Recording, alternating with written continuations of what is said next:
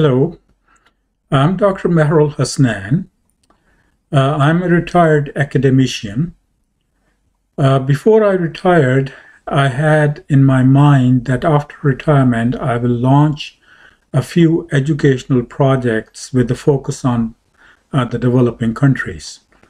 Uh, just a couple of weeks ago, I launched my first project in this regard that aims at promoting and educating about cognitive behavioral therapy in the developing countries. Uh, this is my second of probably 4 or 5 projects. This one is intended to improve awareness about quality research in the developing countries. Now, I don't I'm not my projects are non-funded, and I'm not seeking any funding either.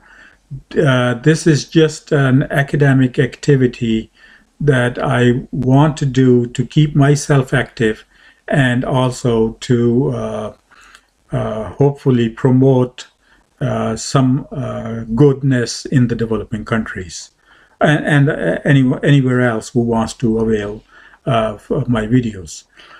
So let's get started. Now, here you see what are tools. And these are tools I use for gardening.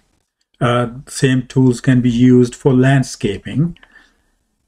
And now, to use these tools, I need to understand the tools. And if I'm going to use them for gardening purposes, then I need to have a good knowledge about gardening as well. So this is an example of science and scientific methodology. So in terms of science, the tools that are used by it is called research, or it's called scientific methodology. So you have to understand science as well as the tools that are used in science to become a good researcher. So because science is now the bigger category that we need to understand before we can understand the tools that we use in science. So let me say a few words about science, and then there will be at least a few videos to elaborate about science as well. Now, as I mentioned, that you cannot research if you don't understand what science is. You have to know the real purpose of science. Now, there are very lengthy definitions of science available, and they incorporate a lot of words in them. But technically, science boils down to knowledge or advancement in knowledge through systematic methodology-driven evidence. So science basically seeks evidence. And how that evidence is determined is the process of scientific methodology. And it's a systematic methodology so we can gather reliable and credible evidence. So what is scientific methodology then? It is basically a method which is objective. So we try to remove subjectivity out of it as much as possible. It is credible. So we are honest. We are what we are doing. We don't make things up. We use measures and we use techniques so that our process is unbiased. It's not prejudiced. So it's credible. Then we use measures that measure our research or our data. So the research has to be measurable. It is precise, meaning that we have a specific question that we want to study and gather evidence about it. And whatever we study, it has to be reproducible.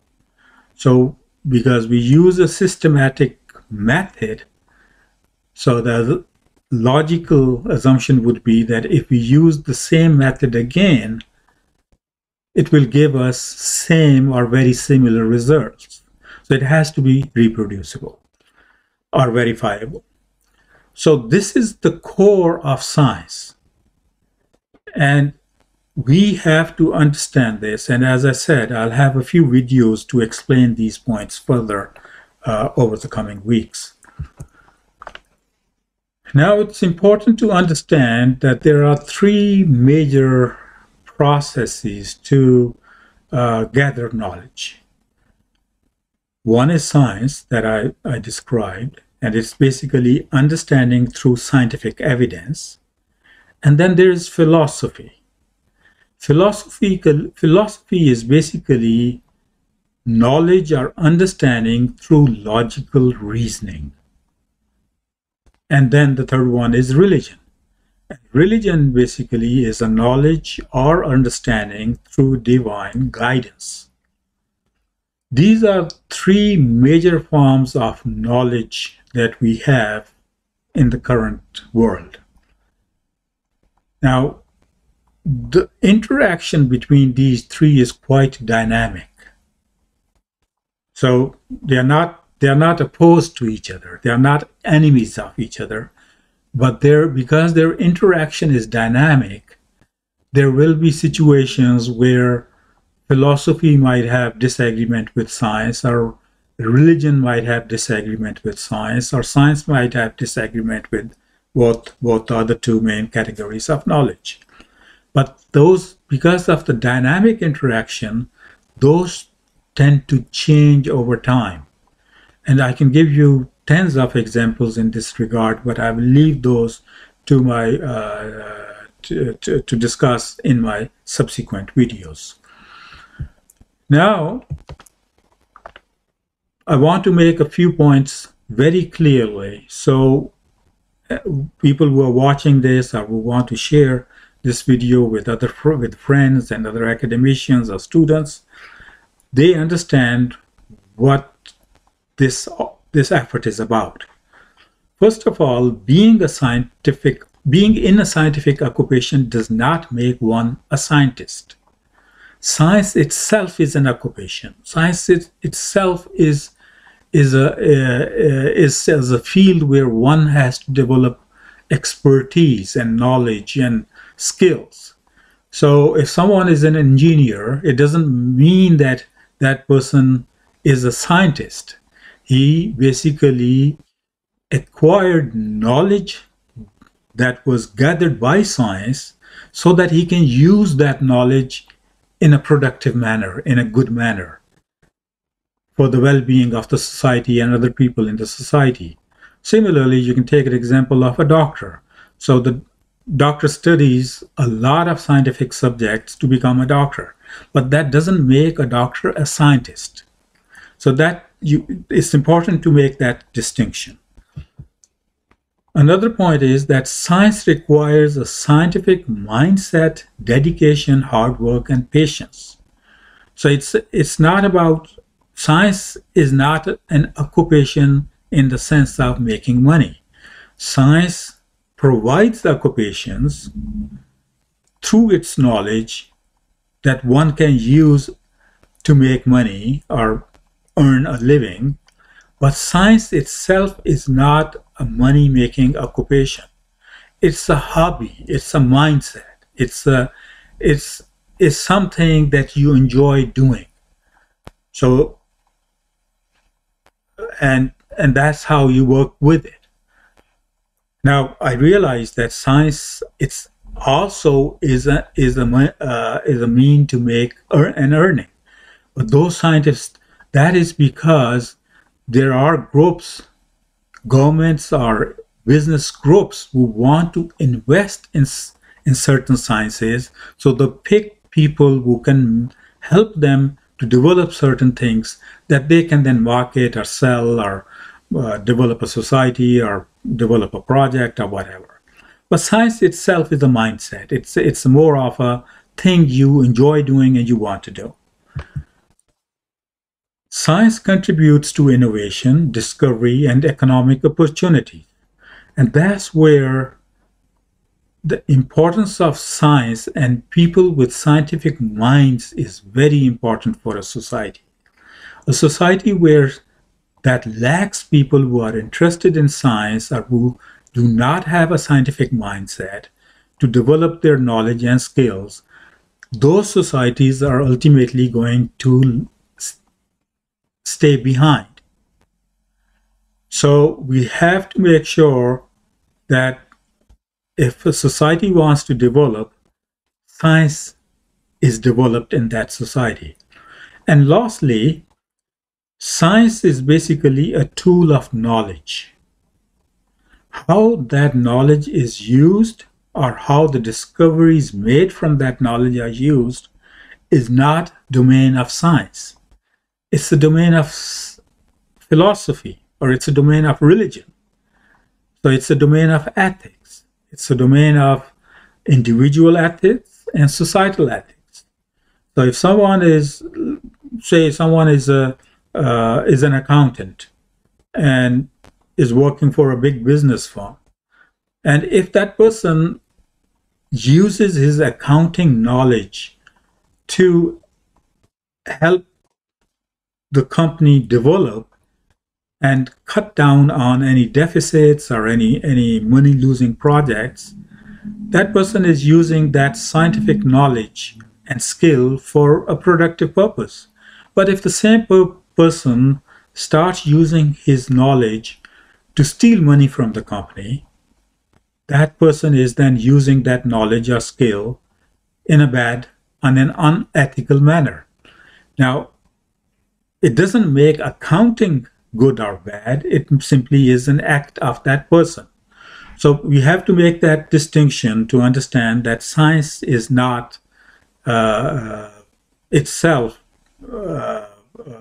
about how that knowledge is used. Now, I already mentioned a few points with regards to why science and promotion of science is important in the developing countries. But here I highlight 4 points. We know science is very underdeveloped in many developing countries. We also know that developing countries lack the science education opportunities. And again, keep in mind, science is different than occupation or a profession. So you might have a good teacher teaching a medical student about pharmacology, but that pharmacology teaching is not scientific teaching. Scientific teaching is a different type of teaching.